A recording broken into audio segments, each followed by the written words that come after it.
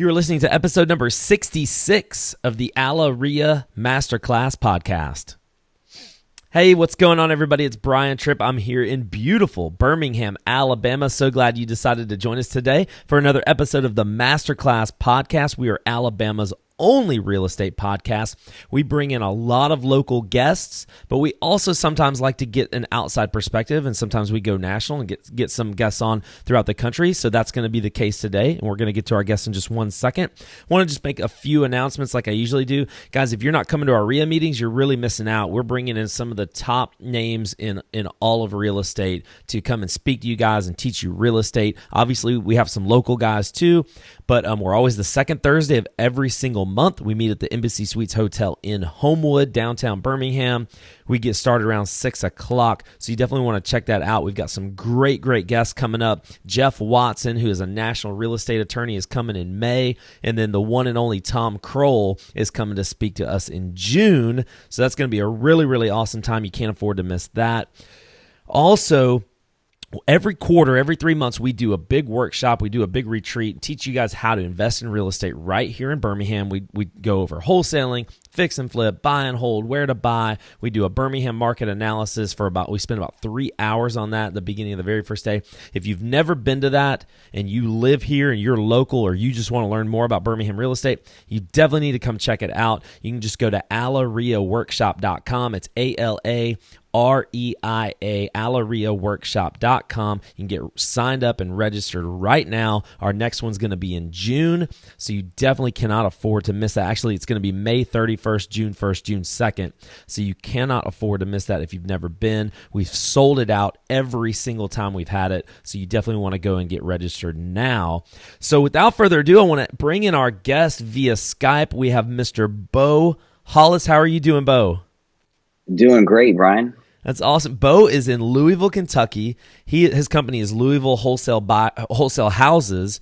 He's got you're doing a lot of wholesaling in Louisville. Is that what you're doing, Beau? Yeah. Yep. We do full-time wholesaling and then working on some other exit strategies as well. That's awesome. I wanted to bring you on the show, Beau, to really talk about cold calling. You've done a ton of business just by picking up the phone. So I really want to dig in deep about how to cold call, where to get the lists, what do you say to people, just stuff like that. If you're willing to share some stuff. Absolutely, man. We'll lay it out on the line and just see what we can do. That's awesome. But I first want to start with your story.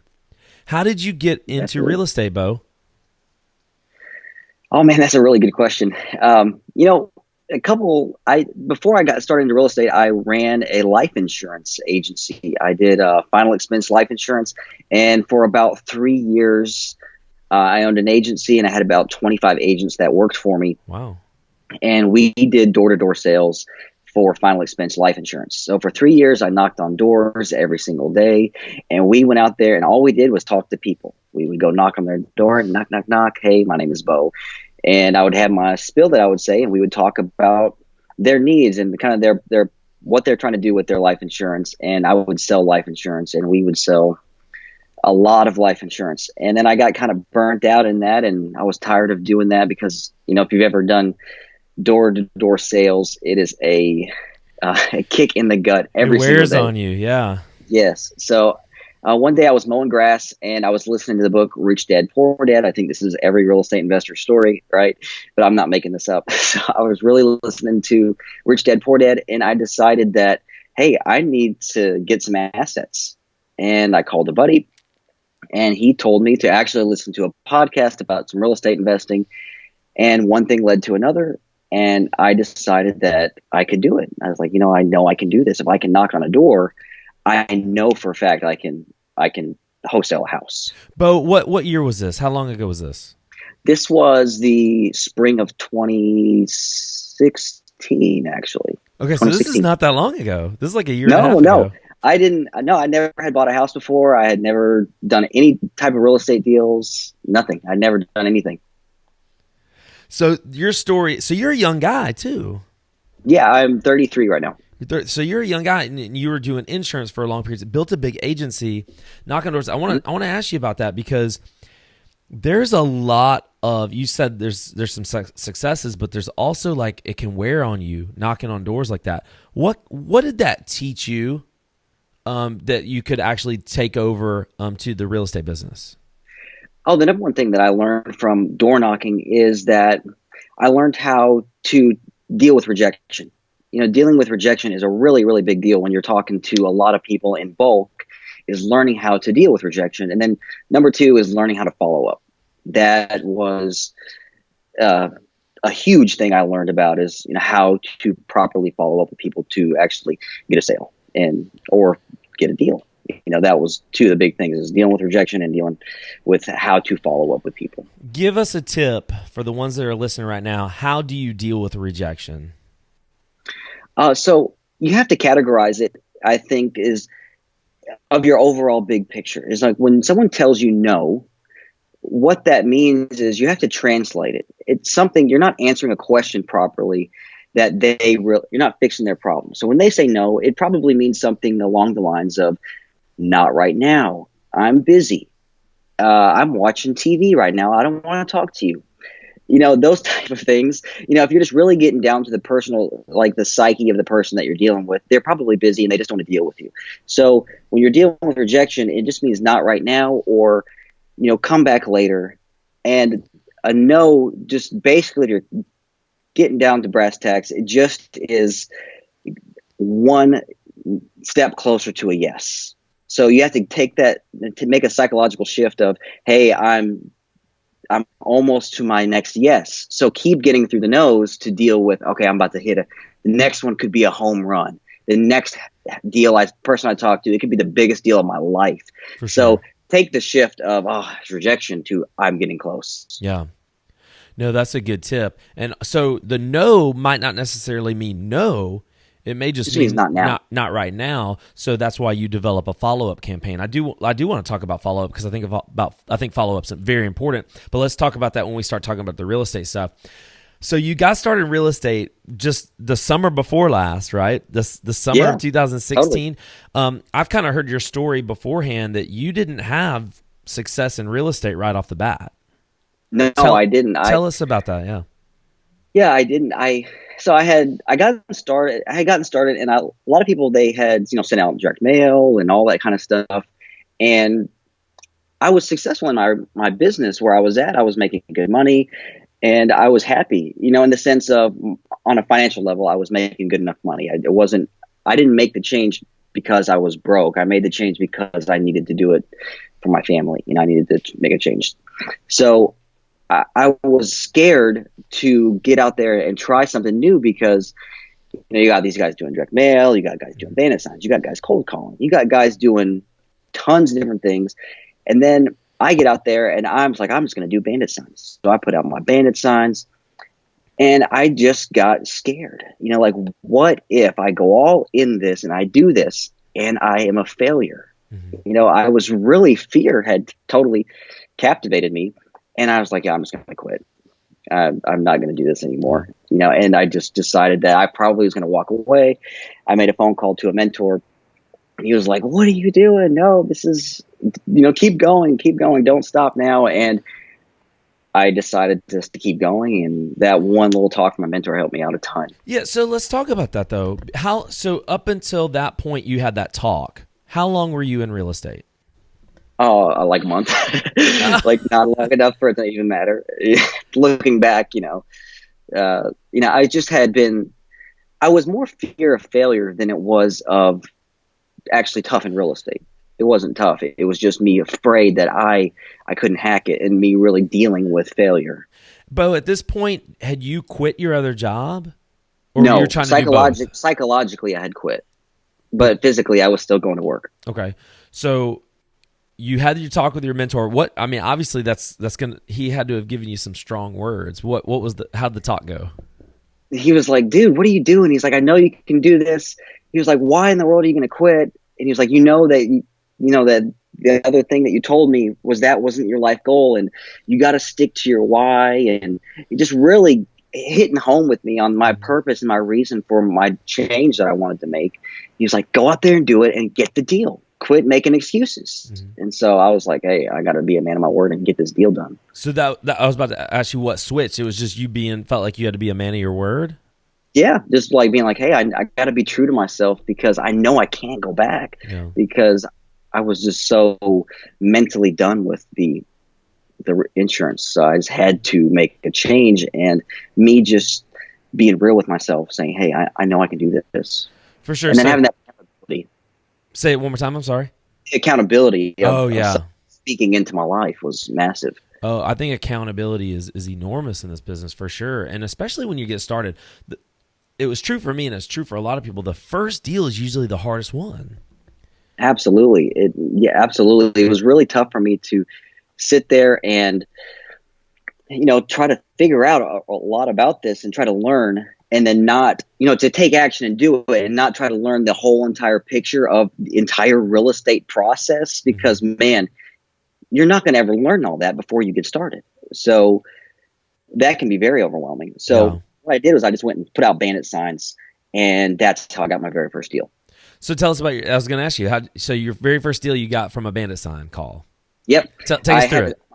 My very first bandit signs, I put out my tip for bandit signs. If you ever use bandit signs is, you can go out there and you can learn out how to where your cash buyers are through List Source. And there's a lot of great videos on YouTube. We won't go through that today, but put them on the exit ramps of highways. That's a really good spot. Yes. That's what I did. And this guy called me, and I had a basic bandit sign that said, we buy houses. And he called and left a message. My bandit sign said 24-hour recorded message. And he left a voicemail that said his name was Lewis, and he had a property at 123 Main Street. So I called him back, and he told me that he couldn't meet me until like 2 o'clock the next day.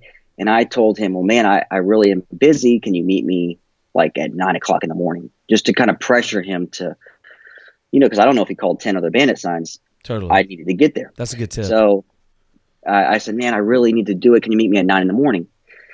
And because when I was within insurance, appointment setting, how you set an appointment was, don't ask them when they're ready. You have to kind of set the parameters. So I would say, hey, is 9 o'clock good, or is 10:30 good? And make him tell me which one of those times is better. So he said, oh, just meet me tomorrow at 9. So this guy was 90 years old. I went and met him at his house, and he seriously looked like Clint Eastwood.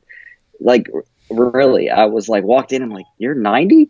And he was like, yeah, man. And so he was, we talked about the deal, and we went and looked at the property, and together we sat at this table, and this is like the perfect, like quintessential deal. We literally sat at his kitchen table, and I went through the contract, and I felt like I didn't know what I was doing, and he just signed it, and I walked out and I got the deal.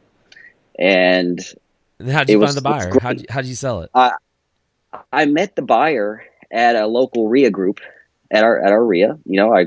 I went to the REIA and would meet people with a paper and pen, and I would tell them, hey, I'm a wholesaler, let me have your information, basically, because most guys, I just stood by the bar, and just stood there, and that's where all the deals happened. So, and so I just stood there, and I found the guy, and we went to closing, and it was pretty simple. Closed in 7 days and made $7,500. My very first wholesale deal. That's awesome, man. So I was like, oh my gosh, I was so excited.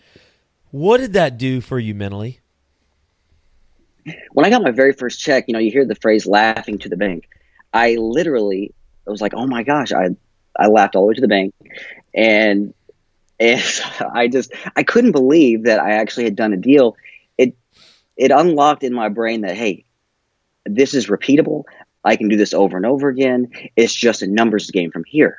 It's just like going to door knock. If I need to knock 22 doors to get a sale, it's just the same. It is identical. It's a numbers game. So this is a pure marketing game. And that's when I got my first check, I'm like, okay, this is a marketing game. This is just like what I used to do. Mm-hmm. So now it's just a lead-based business. Totally. If I can get enough leads, I can get enough deals. So, Beau, just listen to your story. I feel like you had a really big advantage with your background that I feel like it translated really well to real estate, or to wholesaling anyway. Yes, I totally agree. Because once you can realize, if you take real estate away from this is a lead-based business, and that's all it is. Like, take all the houses away from it. You're dealing with people, and you're dealing with potential sellers of the property, and it's leads. And that's however you deal with those leads is up to you as a real estate investor. Yeah. We had Tom Kroll on, who's, obviously you went through his program. We had Tom Kroll on a couple of weeks ago, and he said this, like, wholesaling, you're not really in the real estate business. It's not really about houses. It's more you're like in the pawn shop business. Like really, absolutely. Is like everyone that comes into the pawn shop knows that they're not going to be able to get full value for that thing. But it's about speed and convenience. And for you as the wholesaler, it's like you're just the guy who's negotiating the deal to resell on the second, with the buyers, but resell on the secondary market, right? So it's like this pawn shop feel that's not real. You're not really in real estate. You're more like a marketer, and you're more like you said, the lead based type of business, which is kind of what insurance is a little bit, right? So, it is. Insurance is a big time. It's a lead based business. So you're setting appointments. You have to negotiate. You have to sell. You do all the same things. Translate. Talk a little bit more about setting appointments, because like you're talking about giving them a choice between meet me at 9:30 or 10:30. I feel like there's like an art there to setting an appointment. Yes, there is. Absolutely. When I first got into insurance sales, I had no sales experience. None. Zero. I thought salespeople were sleazy. I thought it was the worst job. Like, you only got a sales job because you can't get a real job. And so that's what I thought about sales. So when I got into insurance, I had no clue. And so my old boss, they taught me how to set appointments. And people, and this goes for real estate or anything really, it's just, you're dealing with people, and people a lot of times are not good decision makers. So when you're setting an appointment, you really have to lead the conversation. Mm-hmm. You really have to lead the conversation in the sense of, okay, when, like, say you're trying to set an appointment with Miss Mary. All right.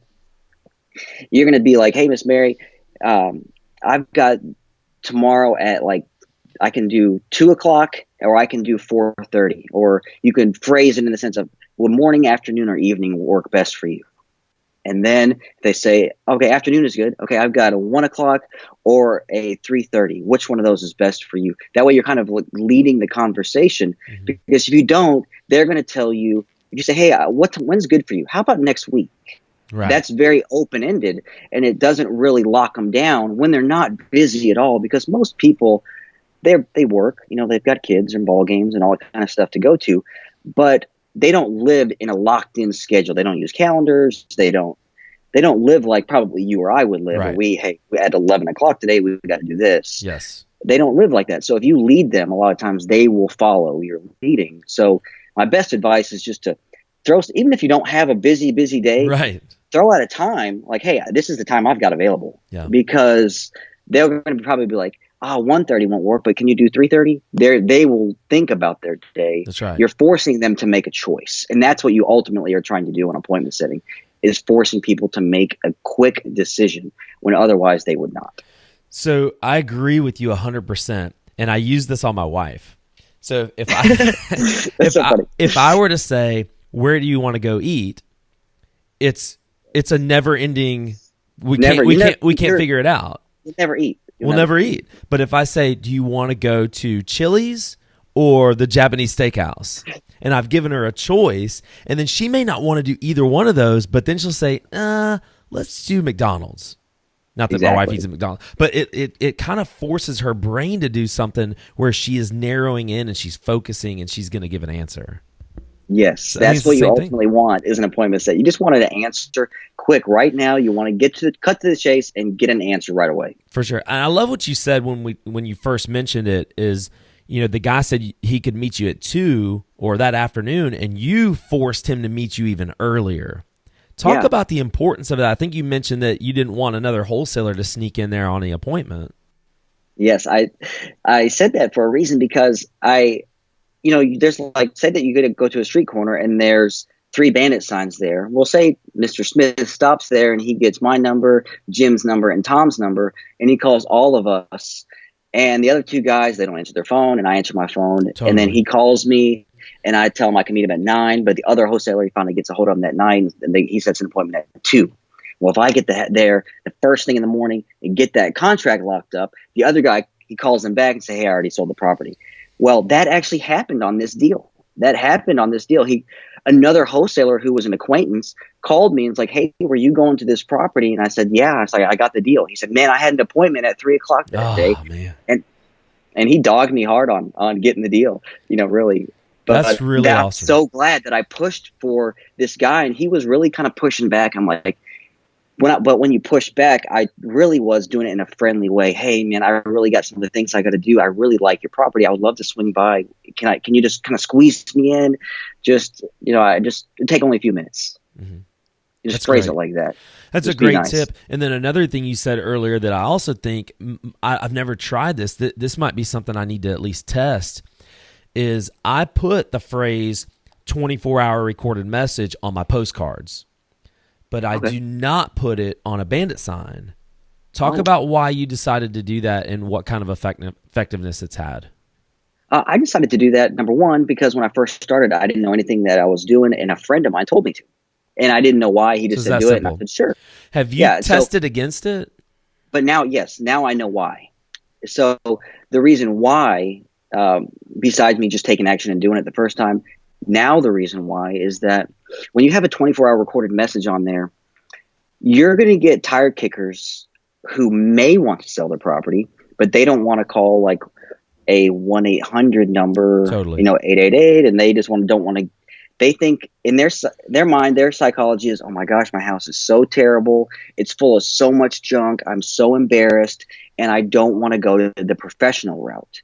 Well, if you have a message on there that allows them that you say, "Hey, my name's Brian. I'm buying some houses in the neighborhood this time," and you just sound like an everyday dude, they might, it's a minute long or 2 minutes or whatever, and you say, "Hey, just leave your property address. I'll call you back within the hour.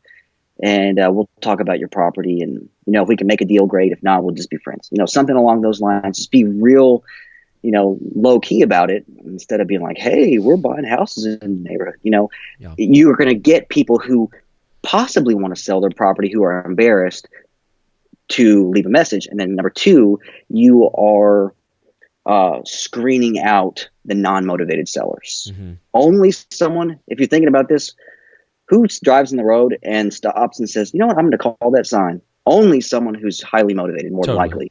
I don't. So you're screening for motivation. That's number two, is that you want to screen for motivation and get people who may not, they just feel too embarrassed. Yeah.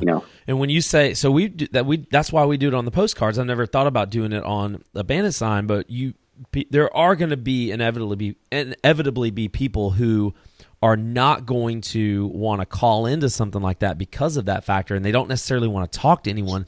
That's why people would rather just search the internet for stuff and fill out. They'd rather fill out a form than actually call and talk to someone on the phone. But when you say 24-hour recorded message, here's the question I have for you though: do you answer the phone when they call, or do you let it go to that voicemail? Okay, so the answer is yes and yes. So one time I forgot to connect my call rail to actually, to do the voicemail. So where I actually went to the voicemail. So I accidentally had the live answer, and people were like, "I thought I was going to voicemail." So I tried to legit have it go to a voicemail because it says a voicemail, I want to have it do what it says it's going to do. Mm-hmm. And number two, I like to have it go to voicemail for the reason I don't want to live answer and it be someone I don't want to speak to. Totally. So we answer everything live, even though we say go to voicemail, because we're having trouble getting, as many as 50%, we can't get them back on the phone. Yeah, and that is, I call back every number possible, and it is very difficult. So that is a split test to be done for me, but I do think a live answer is way more effective. Yeah. And you just say, "I'm so sorry, I got messed up," or whatever you're going to say. Sorry, I meant to let it go to voicemail, but I couldn't do it, or whatever you want to say there. Yeah. All right. So Beau, let's really, we've been talking kind of around the periphery of wholesaling, obviously, and you're primarily wholesaling right now. Mm-hmm. If you don't want to, you don't have to give any specific numbers, but you've done a lot of volume in the past year and a half, right? Yep. What would you say is one of the biggest keys to the success that you've had in such a short amount of time? I would say the biggest key is that realizing that real estate wholesaling specifically, and I would say real estate getting a wholesale deal, whether you're a flipper or you're a landlord wanting a quality deal, or you're just your first time investor, you're buying your first property. Real estate is buying at a discount is much more about the person and solving their problem than it is about the house. And a lot of times the house, because we're dealing technically with real estate, the house has to do with that problem. You know, whether it's a financial issue where they inherited the property or they're going through a divorce or whatever their issue is. Us as people who find discount real estate, we are solving people's problems. They want to get rid of it. Totally. I just got a property under contract this week, and the guy he lives in Florida, and he wants to get rid of his property because he's evicting the tenants. And I told him, hey, how about I evict the tenants for you, and I deal with the people? And he said, send me a contract. So I sent him a contract and went over there, and I gave the tenants a 7-day letter for this dude, and he was thrilled for me to do that. And it's just fixing the problem. It's not about the house. It kind of is about the house, but it's more about the headache that this house is causing this guy. Totally. And so once I realized that it's about the people and solving their issues, my deal started just kind of piling up because I would make people tell me, like, I would say, why don't you just keep the house, fix it up, do it yourself. Well, I don't want to. I want to sell it to you, So it's really much less about the real estate and is more about the people than it is about anything else. Is we solve problems. We're professional problem solvers when it comes down to dealing with these people. And if you can get to the problem and find out what that problem is, you're going to get a lot more deals. I agree. So how are you getting your deals? Now we cold call. We strictly cold call, and every once in a while we'll throw a bandit sign out, but we do cold calls. That sounds intimidating for probably 99% of the people listening to this. It sounded intimidating to me at first. It really did. So how would one get over just the initial intimidation? Can you calm their fears, or is it as intimidating as it sounds? No, it's not. I personally don't think it's very intimidating. However, I went and knocked on random strangers' doors for 3 years. Right. So let me say that. However, it's a lot easier than going knocking on somebody's door because you can sit in your pajamas and do this at home, and you don't have to get outside of your house. And if people want to hang up on you, then they'll hang up on you. All they can do is yell at you. And I will say this, the people who yell at you, it's very, very minimal if you talk with a smile on your face. Yes. If you seem like a happy person and you just are a happy guy, then a lot of times the people will be happy. It really will go so well for you. It's like my dad always told me it's really hard to punch somebody in the face that's apologizing to you. If you take that route, it's going to go a lot better for you versus, really being very friendly on the phone. So it's not a big deal. Just talk to people and be friendly, and it's going to go well, So you decide your first deal came from a bandit sign, but there obviously that something had to have happened for you to say, let's start cold calling. Yes. What was that? So what I wanted to do was I did my first 6 months or 7 months in the business. I did strictly bandit signs. I would do, we'd do a couple hundred bandit signs a weekend, and I would go out and personally, I would stick them all out on like a Thursday night and just let them go, And so we would do that. Then I would see people talk about cold calling, and they were like throwing up these massive numbers. And I'm like, this is crazy. I've got to be able to do this. If I can go knock on the door, I can certainly do it. Or if that guy can do it, I can do it. So I started doing it. I called the guy, and he just said, do this, and this. And I did exactly what he told me to do. And I started doing it. I just didn't really try to learn it. I just did it. I learned it on the fly. Yeah. So let's talk about cold calling then, because I think that this is important. We haven't talked about cold calling on this show, and we're 66 episodes in, and it's Beau Hollis who is doing. How many deals are you in? Just kind of give me some. You don't have to give maybe dollar amounts, but just give me an idea of what kind of volume. In December, we did 12 deals, and we did about $170,000 in assignments. In December. That's a year for most people. Yeah, and then we did. Right now, we've got about 10 or 11 in the pipeline. Probably about 150 are going to go out in the next 30 days. That's insane amount of numbers. That's an insane amount of volume, especially for someone who's so new, relatively new. You've only been doing this for a little over a year. Yeah. I do want to talk about that and what kind of impact that's had on you in your life, but let's dig into cold calling for a second, okay? Absolutely. So who do you call? Like where are you getting the list of people to call? So where I get my specific list to call is, and this is just my opinion, and I'd love to hear your opinion on this too, is that I always think the very best smoking hot lists will always come from your city. Okay. And so, for me, I get every person that we cold called last year, all came directly from our city. Okay, so hold on, let me stop you right there because maybe I asked the question wrong, but you actually gave me the answer to a question I should have asked. I guess I wasn't asking like what list you're calling. I was specifically asking how are you getting all the phone numbers.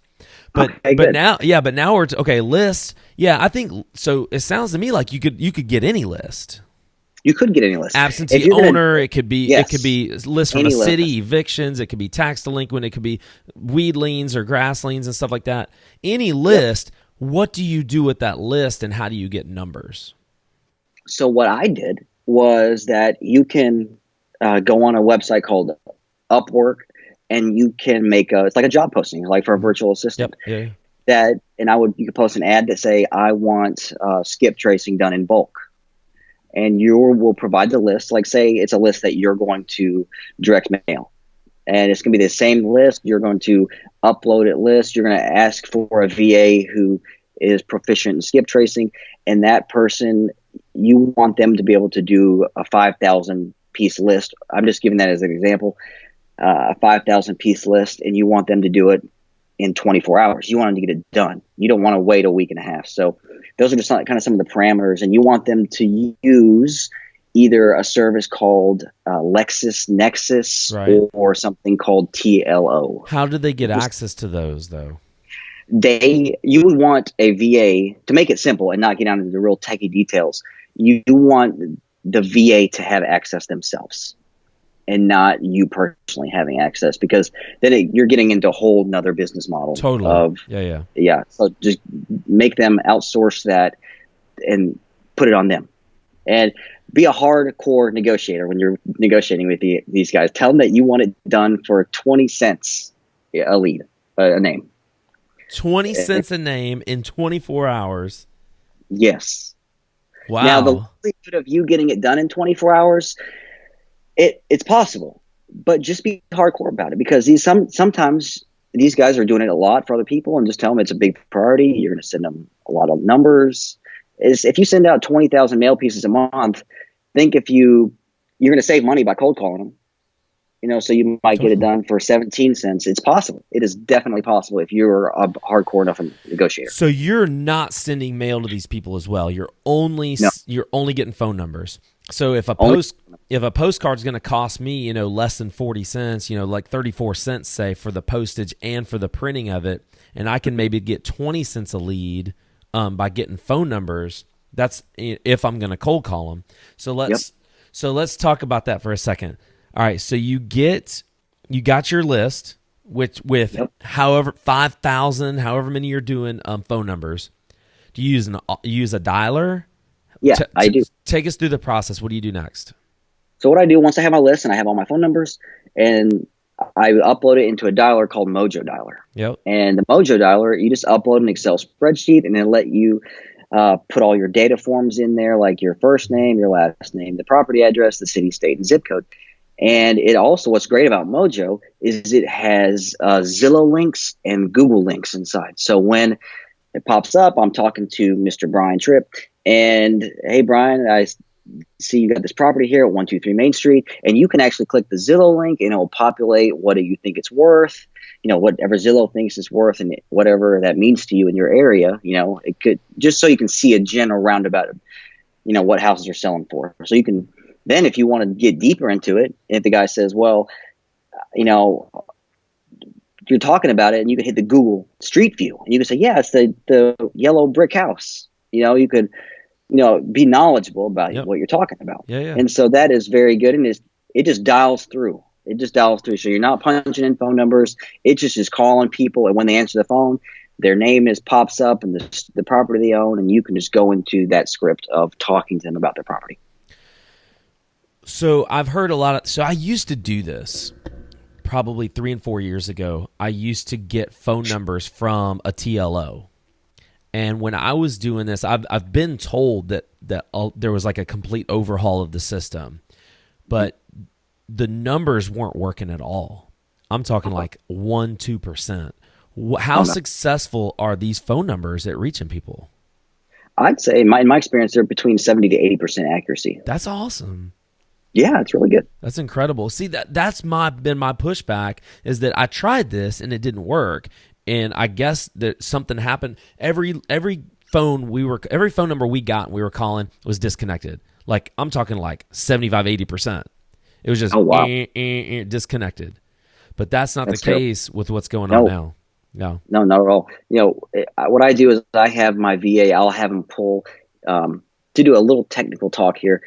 When they're in TLO, I have them pull the top 4 percentage accuracy numbers, because TLO will give you percentages of like, had they guaranteed 100%, 92%, 84%, and 75%. So I have them pull the top 4 numbers just if the first one's wrong and maybe the second one's right. Yeah. That's really cool. Okay. All right. So we've got the list, we've got the phone numbers, we got the dialer, and the dialer, it calls 3 at a time. Is that what it does? And then it calls 3 at a time. And then if more than one person picks up, you could send them a message. It's a message that says, "Hey, I'm on the other line. I'll call you right back." Yeah. And then it will actually call automatically call them back. Cool. Yeah, I've had a lot of people on that have actually talked about that dialer, that they're using that. What next? Okay, you get them on the phone. What do you say? I say, "Hey, Brian, my name is Beau. I'm really sorry to kind of bother you and call you out of the blue like this. I know this call is kind of random, but I'm calling about a property I think that you own at 123 Main Street, there in Birmingham. And I was just, I know this is random, but I was wanting to see if you thought about selling it or if you would consider an offer on that property." That's awesome. That sounds really natural.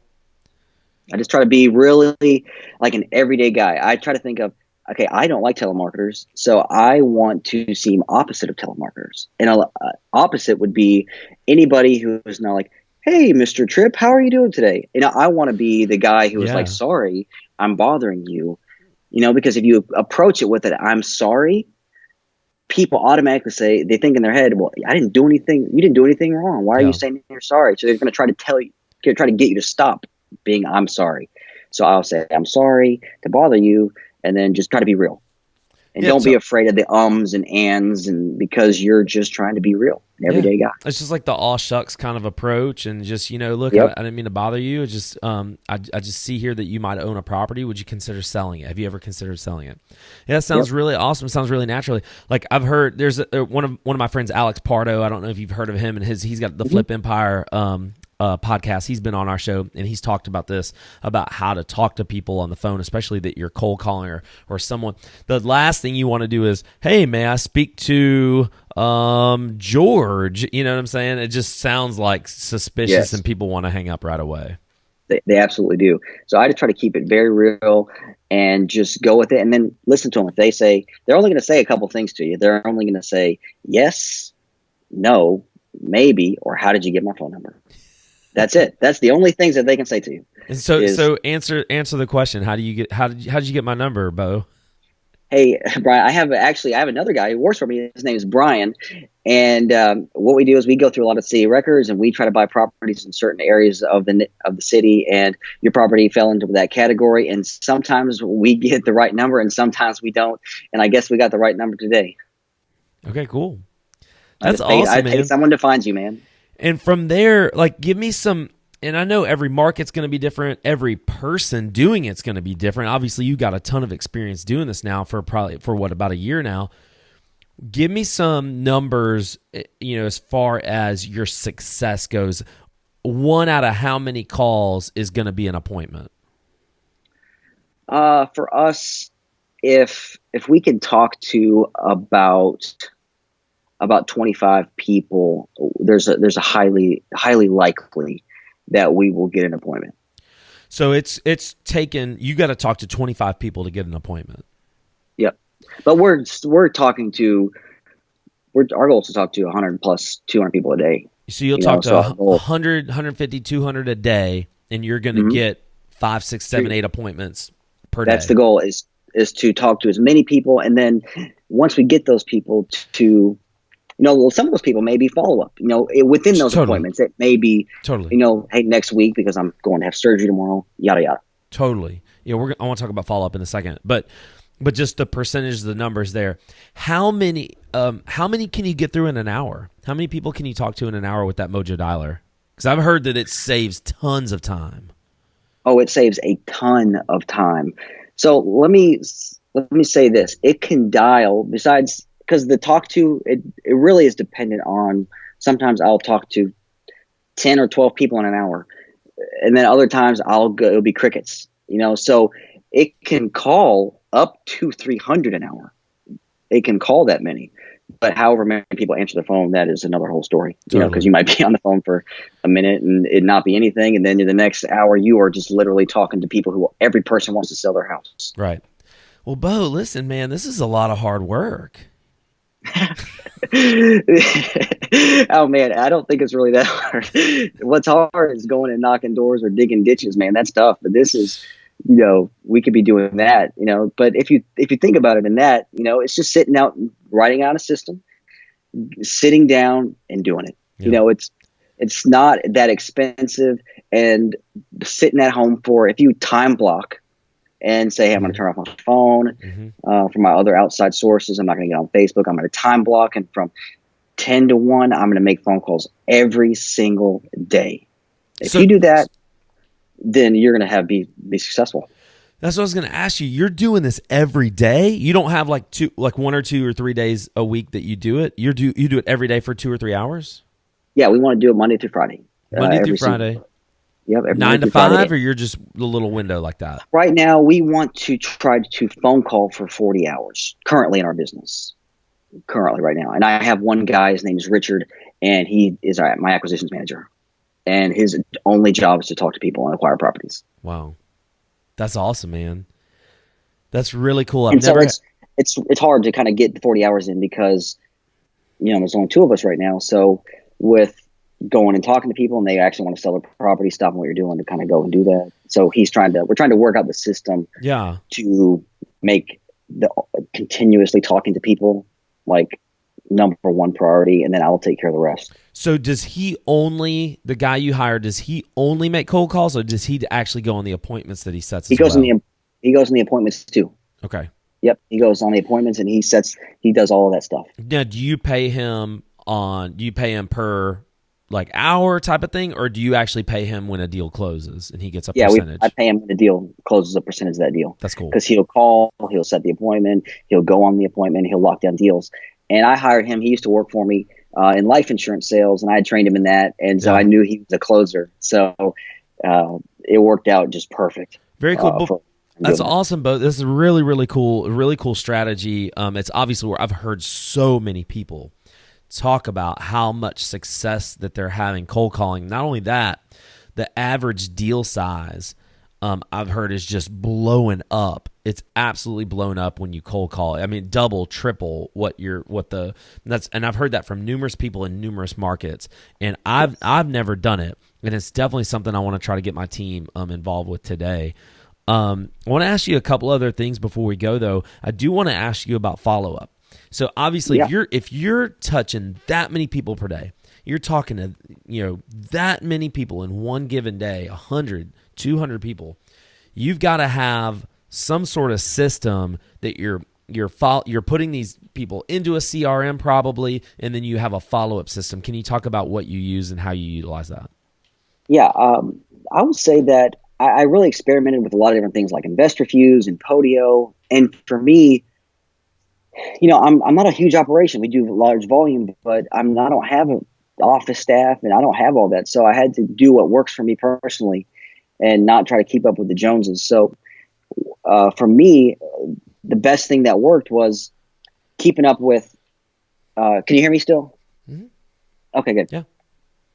For me, one of the biggest things was not trying to complicate it. And so what I did was I used Mojo Dialer, and Mojo has like almost like a built-in CRM. Oh, really? It Okay. has, yeah. So you can categorize the lead categories of I made hot lead, and like it's called the disposition. You can when you get off the phone call, you can click a button and it says you can name all these things. So I have a hot lead, warm lead, dead lead. They want to list on the MLS. And it just puts them in those categories for Yeah, you. and so it basically creates an Excel spreadsheet, and I'll put follow up in less than 1 week, follow up in 1 to 2 weeks. And I created all these categories. And so Mojo, if you say follow up in 1 week, it'll automatically add it to the rotation a week from then?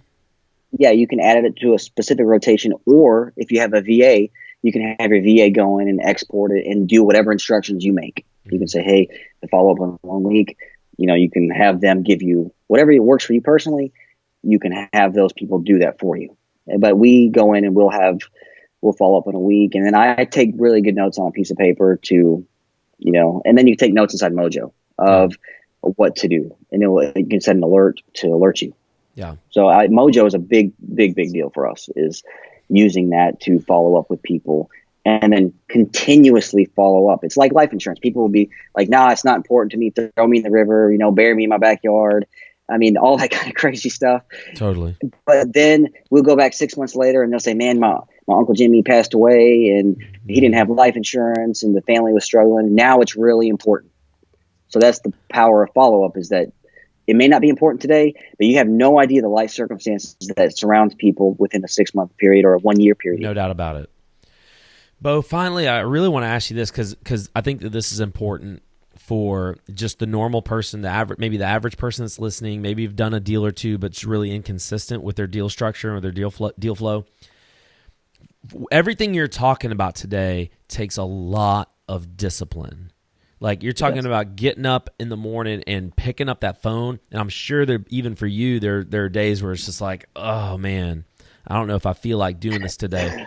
Yes. Just talk about discipline and even self-discipline, and it's a skill you can acquire and you can get better at. Talk about, maybe, I know you kind of pulled it from a previous profession, but talk about what it takes to be disciplined and stay disciplined. So for me, you got to find the reason why you're doing it.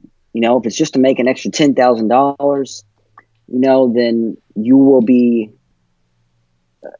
I personally think you'll be sadly disappointed. You can make that so quick and then there's nothing left to do. And, for me, it's not just about the money. Yeah. I truly enjoy what I do. Yeah. And it's about my family.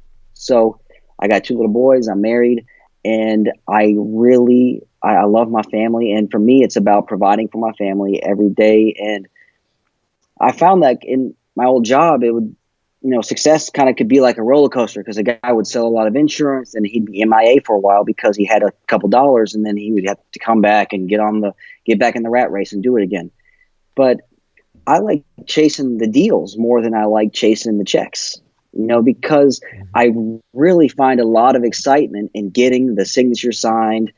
I enjoy that, and the checks seem to follow my enjoyment of the business. And then just treat it like a real job. Like if you had to go to work every single day and work at Starbucks, like I used to do, I used to go and punch a clock at Starbucks every single day. You go, and I was faithful. Treat this like a real job. Every day the rent is due. I know that's so cliche, but every single day you wake up and you have to get something done, because if you don't get something done, who knows? People may want to stop selling their house tomorrow.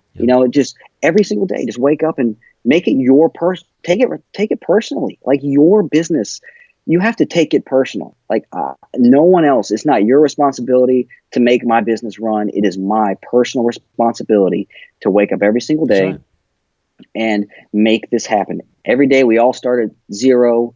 There's nothing carrying over from yesterday is today. And that's my mentality, is that I don't really rely on yesterday's successes, because yesterday's home runs don't win today's ball games. So right now we are out there hustling. Right now we're at bat every single day. And that's kind of my philosophy, is that today's a brand new day. I'm trying to get a deal a day. That's what I want. I want to get a deal every single day, and the next one may be the biggest deal I ever had. That's awesome, man. I couldn't have said it better. That's really cool. I think that really zeroing in on why you're doing what you're doing is step one, really. You have to know your destination before you can create the roadmap, or otherwise you're just going everywhere. So it's really cool. Beau, I can't thank you enough for coming on the show and really sharing a lot of great information. I really appreciate it. Man, thanks so much for having me on, man. It's always great to get to hang out with you, man, and see what we can get done in life, man, and do some deals. It's always fun. No doubt about it. Awesome. And then I want to see you down here in Birmingham, especially football season coming up. Absolutely. Let's go. I'll take you to an Alabama game. Yes, man. I love Birmingham. It's a staple for us to come down and hang out down in Birmingham. We come down at least once or twice a year. And straight down I-65 from you. That's right, man. It's only about 5 hours. Yeah. Well, cool. Beau, thank you again. Guys, I say it every single time. Hit that subscribe button, rate us and review us. We love you guys so much, and we're going to see you next time.